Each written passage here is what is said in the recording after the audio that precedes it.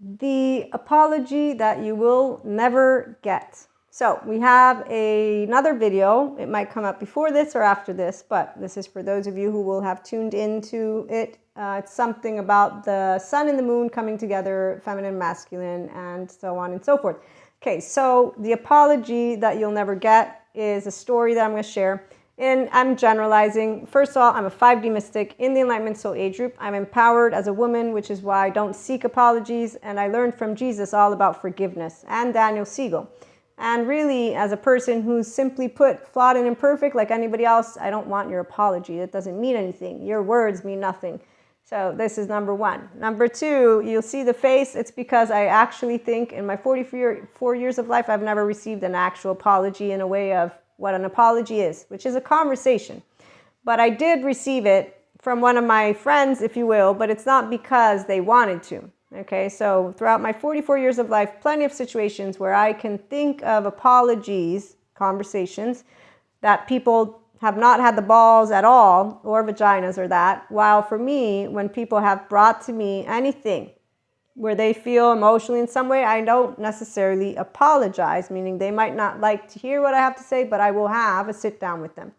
There's a lot of different ways that those of us who know healthy boundaries will not acquiesce, I think is a word, to anyone who doesn't know healthy boundaries. But see, I have a 0-1-year-old, she's independent. And so that makes me a person who doesn't need you to validate me, or not. That is the whole point. My mother doesn't need to validate me. That's my secure attachment figure.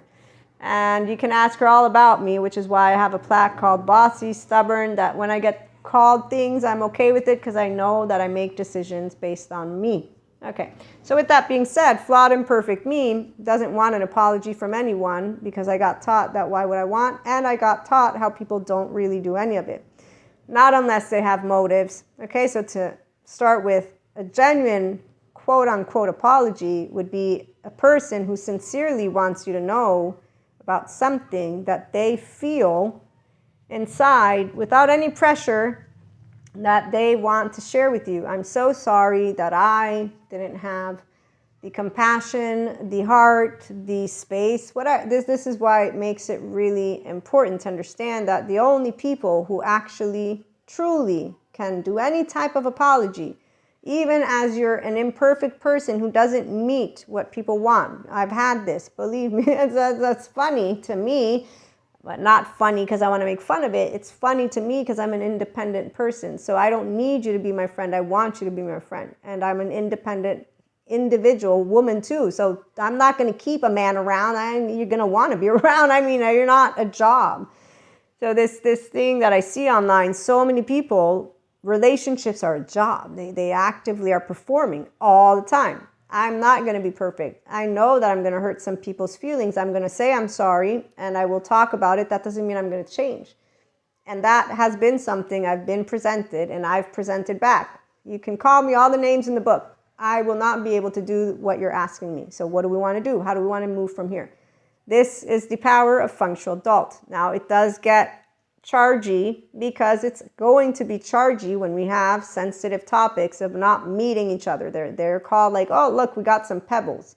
Okay, so let me put all that to the side and just say here at IHP, we welcome all. Personal development, self-help, nobody's perfect. In fact, if people are pissed at us, we're going to be like, I'm sorry, let's talk or not, and then we learn to calibrate. In fact, it's practice to be able and get comfortable in your own skin as you're having what is an important conversation. It's you embodied brain regulating yourself, and then with people who accept you for who you are, they know you don't mean it, they're able to fulfill themselves and be in a good relationship, you continue expanding together. Okay, so like I heard, Manny, Diego, Sid, we're all a variety. Pacha, Cusco.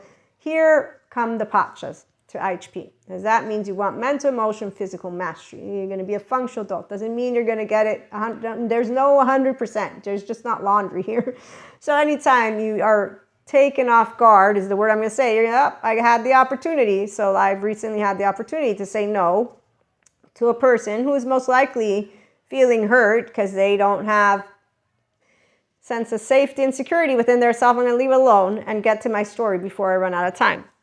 And I feel for the person, but I don't want to be their friend. I made it clear in 3 years, I'm not changing my mind. That's the point of why I know that some people can say she's an evil bitch or an evil witch. I'm not, but okay, if me having healthy boundaries means that you consider me an evil anything, I'm not, because there's a actual scale and I don't fit that bill at all. But if people want to subjectively just use the opinion of that one because they don't like me, well, that's you not liking me and you're using a very big word. But okay, again, so back to the story. The one time I got a sort of apology, this friend that I chose to not speak to for 5 years because of, a long story short, they lied to me in my face, behind my back, bunch of shit. So at this point, I'm already a mystic with Claire's, my twin flame. At least one, if not two, were into the picture. Eventually I got to number 3, and that was really a fun ride. And also nothing eye-opening, by the way, and nothing dramatic, because really the only drama is for teenagers. For those of us who are emotionally and mentally independent, we're like, okay, wow, now that I remembered about ego self, it's all good. I'm recalibrated to realize that every person who doesn't take their 1-year-old or 3-year-old seriously is going to keep on not making promises at all, not doing anything of what is a Pacha land, but continuing to do Cusco. It's a Pinocchio with a wooden body, ears and a tail, drink, fuck, drugs, you name it, and just continue that childhood trauma, adaptive child shame wheel that so many people, they just watch a movie and say that's what life and relationships are, push, pull, unhealthy relationships, all that stuff.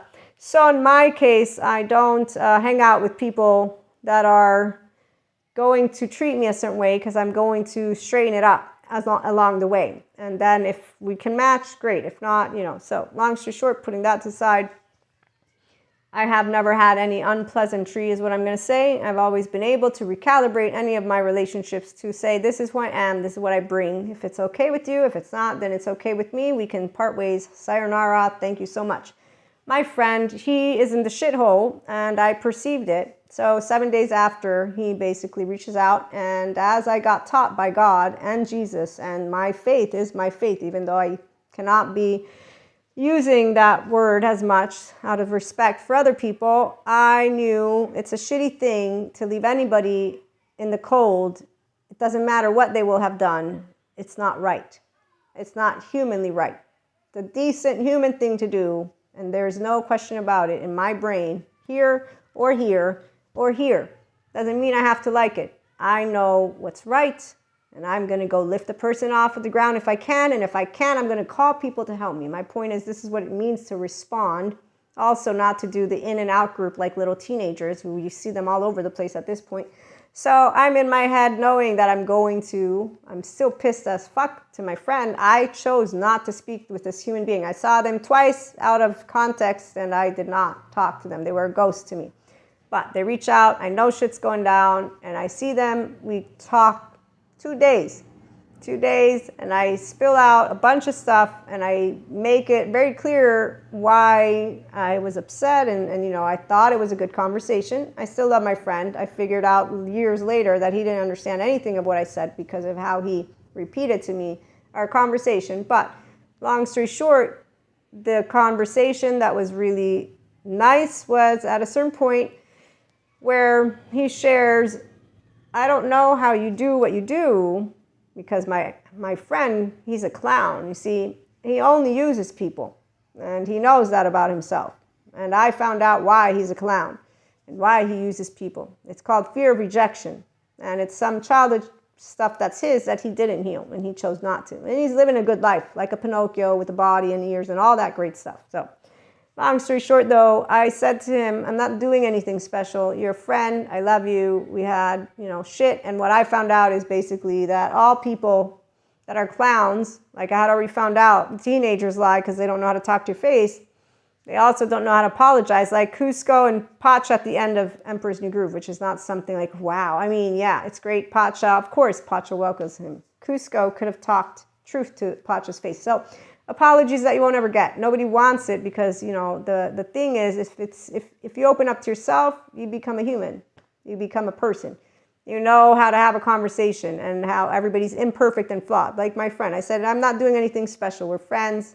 He taught me something valuable, which I learned. I'm never going to not talk to anybody that I love, because anybody who's afraid of being rejected is going to continue lying, and so it is. So as long as people are still teenagers, even though they're grown-ups, they continue to do the Cusco attitude. But for 5D, come over here. Let's be Pachas. Let's have direct communication and chit-chat some more.